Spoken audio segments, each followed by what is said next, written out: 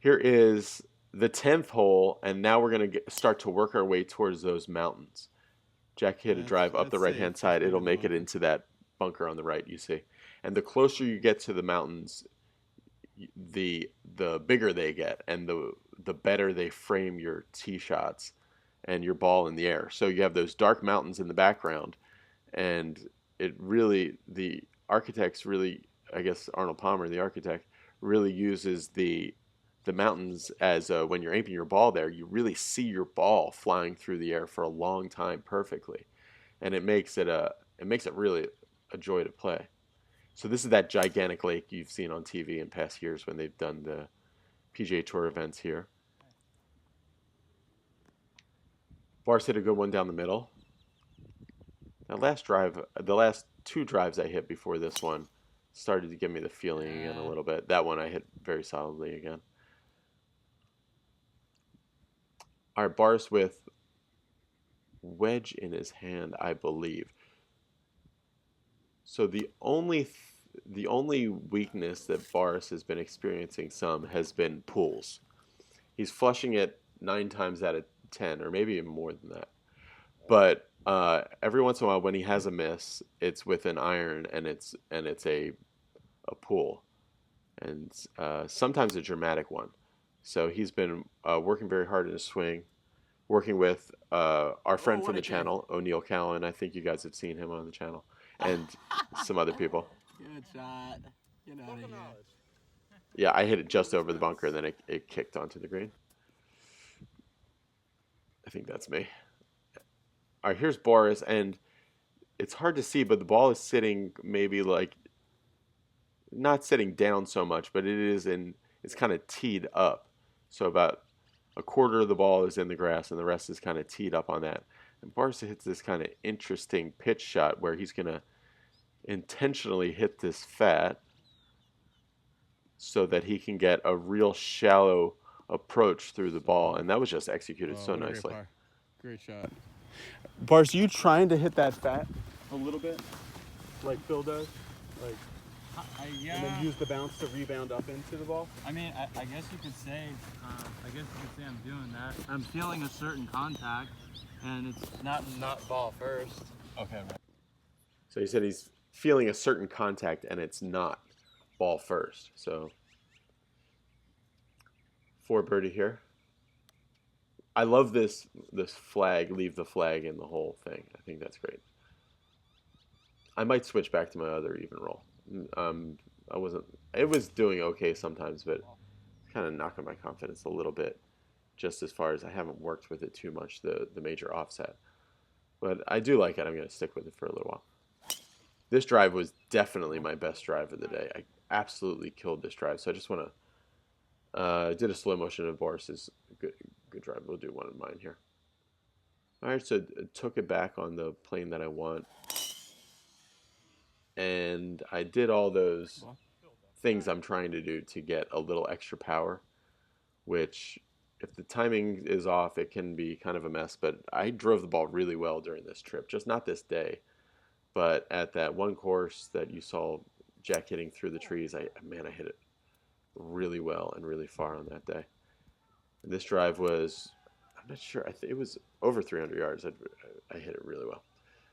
So, as normal, usually after hitting a shot, a drive like totally awesome, I'll do something like that. I was talking to that guy Richie Hunt, the golf statistician guy, and he's always talking about the golf red zone, I think he calls it.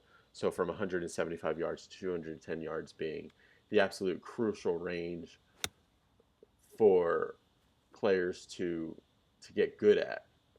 So that is definitely an area of my game that needs to improve. And Bars was telling me it's an area of his game that And when he needs the most improvement. So that's Bars will make his par. All right, so this is for birdie after a good wedge shot. You guys can see the tour stroke putter there. That was good. So good birdie after a good tee shot and a poor second shot, and a good wedge shot and a good putt. All right, so this is a par 3 going. You can see that was a little bit of that pool shot that Boris has been dealing with. Otherwise, been playing really well. It just has that a little bit, and that was my main problem this day too. Was I was pulling it, and whenever I'm pulling it, that mean I mean that's almost definitely Here. because I'm trying to do that new move a little bit too much. You know, the the move that we were talking about on the swing catalyst. So it probably means that I need to ingrain my transition a little bit better with flamingo drill and some other things. And I did get a chance to play since this round, which was good because I needed it. Great par for Boris. All right, now we're getting a little bit closer to the mountains still. And Jack hit it up the right-hand side, and I think it just barely stayed in the grass. I hit kind of a thin chaser down the middle. And Boris I just hit a perfect drive right down the middle. So that's Boris's ball there to the right. And that was not great. It's on the green on the left-hand side, I think on the fringe. And this was, so the shot that Boris is trying to fix, this is the one he wanted me to send him a video of this, because this is the one that he's been dealing with. He went long left here. And really there was, you would just call it in tennis an unforced error, which is my main problem, is unforced errors. A lot of times I'll do okay in a position where, you're challenged, but what we really want to avoid, and Boris was talking to me about this, is just the errors you make when, totally unforced. There's nothing, you're not in a problem spot or anything. And I guess every single tee shot error you ever make would be an unforced error, thinking about that. All right, so now we've crossed the bridge and we're right up against these mountains. Beautiful spot to be, and we have the canal here to the right. I think they called this hole, or one of these holes, Venice. They all have names. And just kind of looking over there and thinking about it, somehow I let my ball, I think, 3 hop on the grass before it went into the canal there. And then Boris hitting out of the bunker here.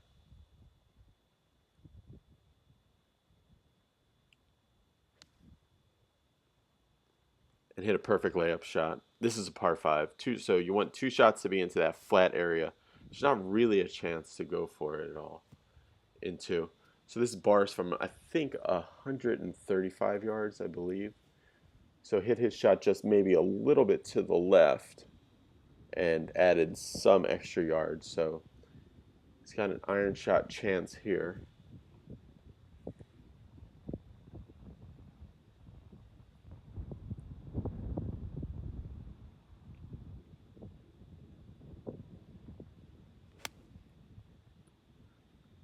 Boris hit a good shot on line. It's just a little deep, but not much, and lands into the back fringe. Jack on a slope here.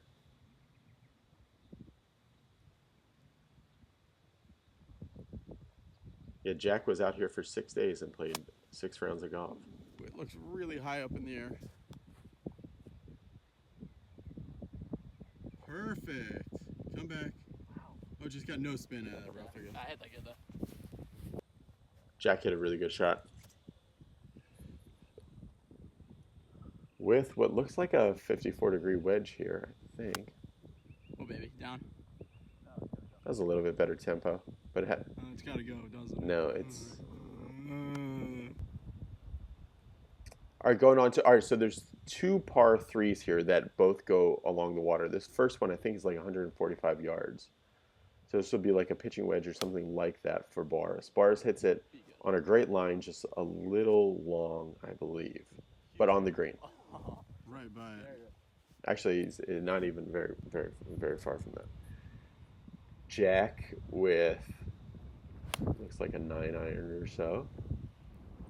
Good tempo. I really like I guess you could call the look of Jack's swing, or the idiosyncrasy of Jack's swing, just because like it always looks the same, and that's the mark of something really repeatable. Oh, baby. Yeah, I was getting frustrated. I was just hitting everything left at this point. So that's why I always say it's dangerous when you start to get into the world of lower body feels. You can, especially for a decent player or a good player, it's a place that you can go to get some extra distance and unlock some gains. But it's also kind of like it can really mess up your sequence or your swing bottom, like your low point control. So it's a little bit of a project when you start to do stuff like that. Oh no! Yeah, 3 hops on the ground and then finally into the canal for Jack. Boris with looks like a some kind of it looks like a hybrid. Great tempo to that swing. It's me with my hybrid and same thing. You can just see that left leg is getting into the ground just like immediately. So been working on it some, and I think I figured it out. As far as I'll let you guys know in another video. All right, so Boris lands it right on the hole, but takes a kind of a firm bounce to here. So this is an interesting story. Check that out. See those lines there? That's actually the water level from, Boris said, when this was a lake about 20,000 years ago. And then if you go further up, it's then on the rocks. It's the ocean level from like 100,000 years ago. I said, Boris, you're making me feel really insignificant. I was like, wow, that was just blowing my mind. I can wonder there being fossils or whatever else in those rocks. It was really cool. All right, so Boris for his par, and you keep crisscrossing. They use this canal area really nicely. You keep crisscrossing it over bridges again and again. It's really a cool spot. Then we go to one of the most photographed holes on the course. Now this is a lot like the other hole, only shorter. So this is like 110 yards for us, but way downhill. But it looks like really downhill. It looks like you barely need to hit it in order to get onto it from the way it looked. Boris getting his feet set, going into this wedge shot. So it's like 110 yards or 116 yards, something like that. Actually, it might be 120 from where that cap is, something like that. Wind helping a little bit and downhill. Boris lands it right by the green and then releases out to that point. Great shot. And that was 54-degree wedge, and I just waved at it. It just looks so close, and being that far downhill, I just didn't get it quite far enough. Neither did Jack, but he hit a good pitch to that point. Really big improvement in his game from those shots around there. Boris for birdie from over there. Great speed. Didn't quite have the line. He'll have this remaining for his par.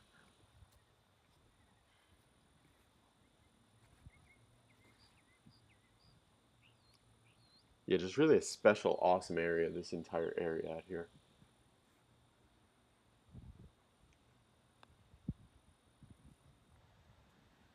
Boris maybe let the club pass his hands just a little bit on that one. This is the final hole. Now this hole was made famous for when David Duval shot his 59 on the PGA Tour, and on the tee here they say he hit a 340-yard. That was year 2000 or 1999, I think, and he hit a 340-yard drive on this hole. And there's a little plaque out there where he hit his ball, and then he hit, I think, 5-iron and made the putt for eagle to shoot 59. I mean, that's super dramatic. The guy was such a good golfer. So you're thinking about that when you go to play this hole for sure. Hit a great drive right down the middle. Perfect. Jack hit a perfect layup back into play. Oh yeah. Boris was in this bunker, and this, Boris later told me, is the swing he's trying to emulate. Because of that pull shot that he has a little bit, when he feels a little bit more solid in his legs, like, you know, the feeling of a bunker shot, of a fairway bunker shot, that's how he wants to feel in his iron swings in general. So watch this swing. You can see just a little bit more stability perfect through shot, the Boris. strike form. So he loved that. And he hit a perfect shot. Just laid it up. 217 to the pin. All right. Got one from your left. Play a little cut. Yeah, the ball's above my feet. 217. This is a 4-iron. You can see I'm not choking up on it very much. I really wanted to hit this shot well. Yeah, I did. Oh, man. Yikes. Take two. 167. We thinking ball first or big ball first? I'm thinking ball first this time. Small ball or big ball? Small ball. Oh! Drown it into the wind. Look at you, bad boy. Oh! Ooh, that was nice. What's so hard about that? Oh, man. Yeah, that's like a comeback shot. Like a difficult day on the golf course, but finally hit. I mean, I hit a couple good shots this day, but finally hit a really good shot with the irons. With an iron, I should say. So I have that remaining for my birdie. Here's Boris. Oh! How dare you? Boris hit a great shot. It ricocheted off my ball. So Boris will have that left for his birdie. I have my putt left for par, I should say. Mine's not for birdie. Mine's for par because I don't want to ball. And Jack, with a really nice tempoed wedge, perfect distance control. Another strength of his game is distance control with wedges.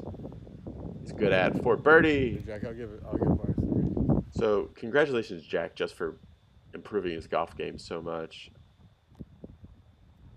Thank you guys for all the shout outs to Jack in his effort to become a college golfer and everything. For par. Oh, what a par. All right, up and down for 167. At least that's a plus. Water par. What a par and water par. The amazing clubhouse to the left. Boris Stanchev for his birdie. Let me know in the comments if you're interested in a Be Better Golf Challenge Series match. Boris versus question marks. Who should it be? Thanks for watching, everybody. Really appreciate you guys watching. We had an awesome time in La Quinta. It was just really a blast. And look forward to doing things like this again with maybe with you guys, with Be Better Golfers. Talk to you later. Bye.